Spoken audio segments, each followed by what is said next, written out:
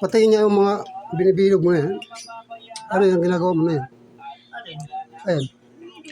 Istan doon.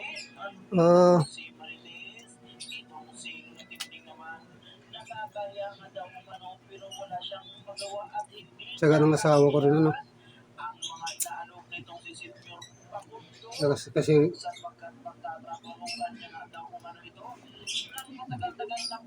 yung ginagawa niya yun, yung kortina na yan. Basurang estro, ginawang kortina. Yan. Yan, tapos na.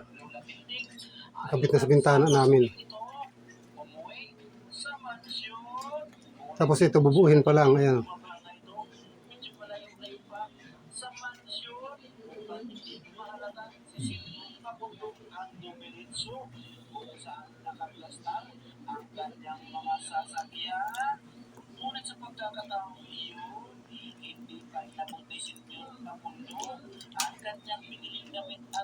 Ang ganda, di ba? Oh. Sapagkat susurprisahin niya na daw itong si Lula Tindig doon sa kanyang kwarto. Ano yung ginagawa niya? So itong si Sinyong Pakundo kung saan siya matutulog, dala ang damit at sandal nito. Nakita naman Dito siya nagmula sa ganito.